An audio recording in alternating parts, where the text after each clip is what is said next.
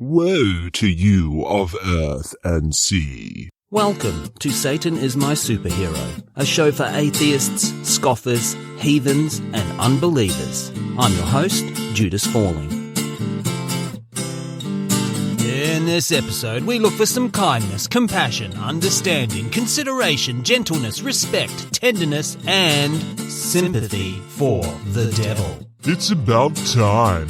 In 1967, the previously suppressed and posthumously released novel The Master and Margarita, by Soviet author Mikhail Bulgakov, was translated into English. Oh, excellent. Now someone will actually read it. This novel featured Pontius Pilate, some Nazarene bastard, a succubus, a vampire, a witch, a demonic cat, Judas Iscariot, and Satan himself. So not particularly aesthetically pleasing to the atheistic Soviet state at the time. Hence the suppression. Hi, Comrade Mikhail, it's your publisher here. I've got one of those good news, bad news scenarios for you. The good news is all the trees that were going to die to make your book are now safe. As you should probably expect, the devil in this story is viewed with a certain amount of, dare I risk making the same joke twice in a row, sympathy. Oh, bravo! Hey, what? Well done. Smashing old chap. Marvellous, darling. Satan in this novel kind of eats the rich, hosts an awesome party, grants some pardons from eternal damnation, and then facilitates the resolution of the title character's love story. It makes more sense in Russian, but then, as I said, no one would read it. Singer, drug mule and girlfriend to Mick Jagger, Marianne Faithfull, gave Mick a copy of the book sometime prior to June 1968. Here, Mick, have a book. A book? What the bloody hell am I going to do with a book? You got any drugs? I took 'em all. What? Ugh. Call an ambulance, Mick. I feel faint. You should have got me a bloody phone book then, shouldn't you? At the time, Mick was flirting with Satanism. The previous year, the Stones had released the album Their Satanic Majesty's Request, which was a psychedelic mess of noises that had nothing satanic about it. But Jagger had caught the devil bug. There's a cream for that. Mick was also reading 19th century French decadent poet Charles Baudelaire, who has been accused of being, if not a Satanist, at least Satanist adjacent more than once or twice. Yes? Hi, I'm looking for Baudelaire. Oh, he's next door at 668. Just like Bulgakov, Baudelaire's work had faced suppression in its time, most notably for our purposes, The Litanies of Satan, which reads like a prayer to the Prince of Darkness himself, and is in fact used as such by some practicing Satanists to this day. I wish I'd known about Baudelaire when I was at school. Next up we have Falling. Falling, I assume we'll dispense with the formalities and I'll just mark you down for an F right now. No, I actually did the assignment. You have written an essay you can present to the class? Yep. Let me guess, it's about some god-awful heavy metal band. No, it's about a 19th century French poet. Oh, okay then, let's hear it. O you, the wisest and fairest of the angels, God betrayed by destiny and deprived of praise. O Satan, take pity on my long misery. O Prince of Exile. Why do I fall for it every time? So by Jagger's account, somewhere between the influences of a French poet and a Russian novelist, his own man of wealth and taste was born. It's a boy! With horns and a tail. Did you hear that, Billy? We've had a baby boy. Initially, Jagger wrote the song on an acoustic guitar with a self-described Dylan-esque style. But what's puzzling you is the nature of my game. Mick was so enthusiastic about the song, he drove to the houses of different band members with his acoustic guitar and serenaded them on their doorsteps. Off, Mick. Sympathy for the Devil has a special place in the heart and soul of this podcast, as it was the original working title for this show. Jagger's first working title for the track was Fallen Angels. I've never liked the phrase fallen angel. It makes me sound clumsy. And anyway, I didn't fall. I jumped. So on Tuesday, June the 4th, 1968, the Rolling Stones headed into Olympic Studios London to record this song featuring the lyric, Who Killed Kennedy? 2 days later, on Thursday, June the 6th, 1968, Robert F. Kennedy was assassinated in Los Angeles. You shot me! Too soon.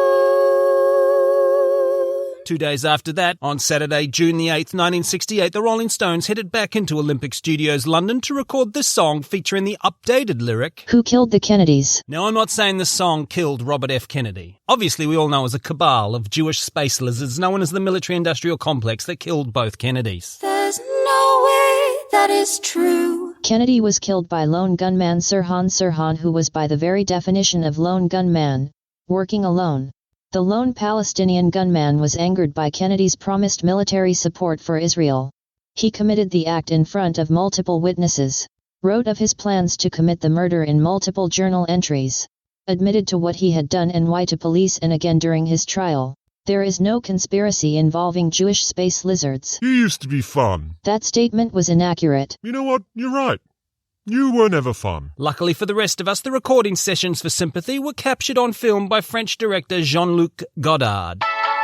Will you come to a French film festival with me? That depends. Is there a gun to my head?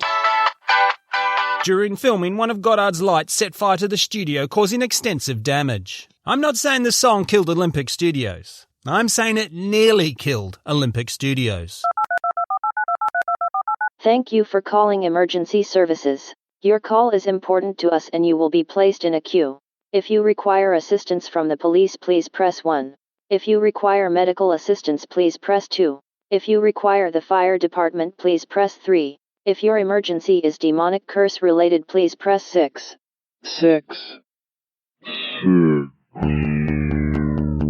Visit www.satanismysuperhero.com and check out the merchandise page. Support the show.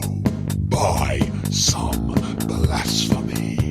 Sympathy for the Devil was released on December the 6th, 1968 as the first track on the album Beggar's Banquet. Exactly 1 year later, on December the 6th, 1969, 4 people would die at the infamous Altamont Speedway Free Festival, one of whom was stabbed to death by security during the Rolling Stones set. 18-year-old Meredith Hunter tried to get on stage with a pistol drawn, presumably intending to shoot a Rolling Stone. Wasting his time without any silver bullets. All of this was captured on film. It was incorrectly reported that the Stones were playing Sympathy for the Devil at the time of the death. They weren't. However, they had played it earlier in the set and it had been interrupted by a huge fight that broke out in the crowd. I'm not saying this song killed the Summer of Love, but it is suspicious that it was there in the room holding a pillow as the 60s passed away.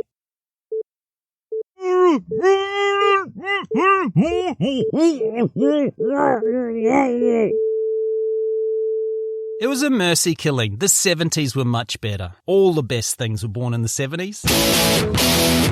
Houston, we have a problem. San Francisco Mayor Ohio George National Moscone British and troops the killed first 13 openly protesters gay in elected Bulgaria. public official What is Harvey. Terrorists murder 11 Israeli athletes. Well, they the would American say, cops God Rouge save are the responsible Queen. for killers. More than David 900 Sam, members of the Jonestown The worst died. nuclear disaster in US Margaret history occurs Thatcher at becomes the 3 Mile British Island Prime power Minister. plant. More at 9. Those things could have happened in any decade. It's also the decade that gave us disco music. Oh, snap. Moving right along. Carlos Santana, who also performed at Altamont on that day the 60s died, has said of Sympathy for the Devil, Jagger and Richards don't really know the full extent of what they're talking about. If they know what they were getting into when they sing that song, they would not be doing it. The devil is not the Santa Claus. He's for real. Ho, ho, ho. Santa, I'm afraid we have to add a new name to the naughty list, and you're not going to like it. Ho, ho, ho. It's Carlos Santana. He doesn't believe in you anymore, Santa. Ho, ho, ho. In a 1971 interview, Keith Richards said, I don't know how many people think of Mick as the devil, or as just a good rock and roll performer, or what. There are black magicians who think we are acting as incarnations of Lucifer, and others who think we are Lucifer. Mick Jagger is the devil. That's ridiculous. Okay, Keith Richards is the devil. That's... Hunter S. Thompson claimed to have played the song on a continuous loop while driving under the influence to Las Vegas in 1971. Was there any other way to drive to Vegas in 1971?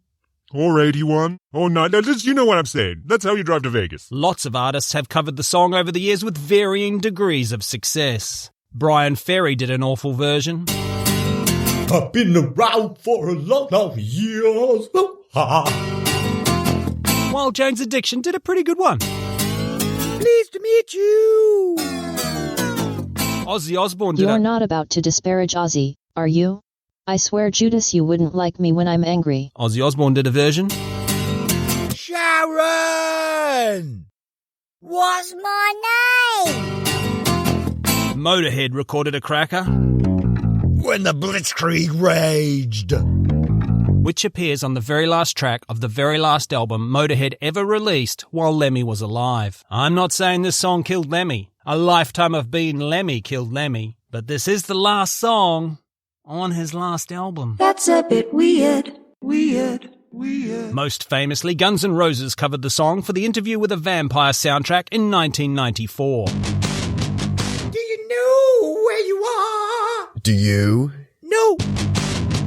Axl brought in a new rhythm guitarist to play on the recording without consulting anyone else in the band. And it is the last Guns N' Roses recording to feature Slash and Duff. Now, I'm not saying this song killed Guns N' Roses. I don't need to say it. Slash wrote it in his memoir.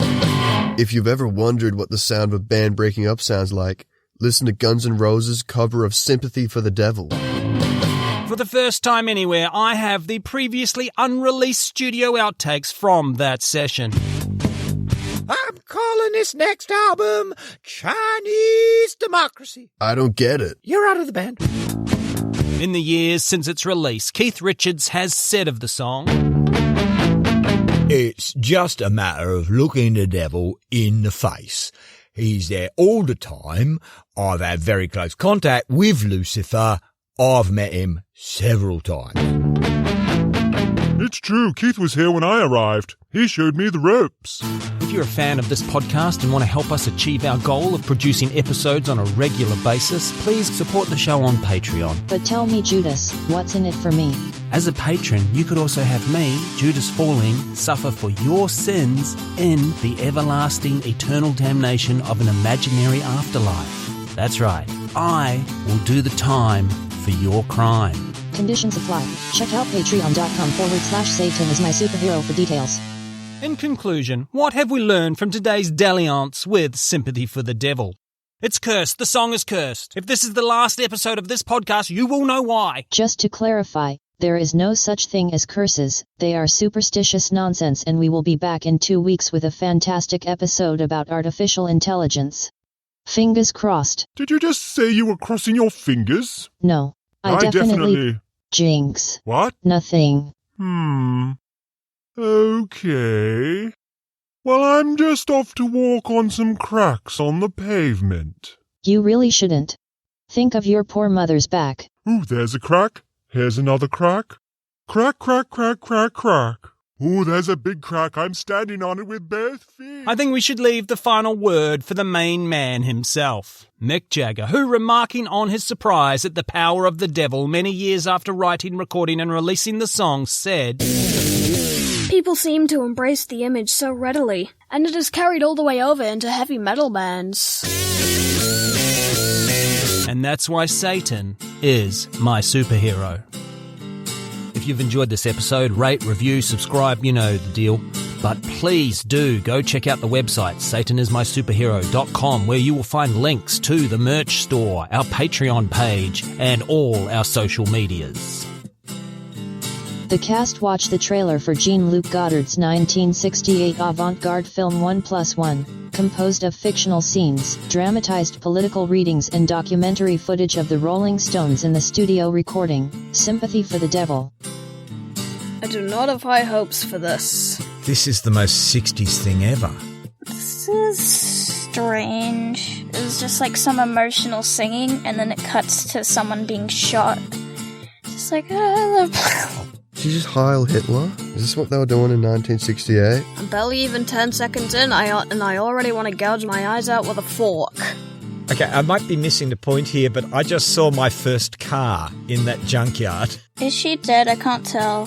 Why was that the quote they put in? It's just Sympathy for the Devil playing and then a random dude accosting a lady about an orgasm. It's the weirdest video I've ever seen. Am I getting paid for this?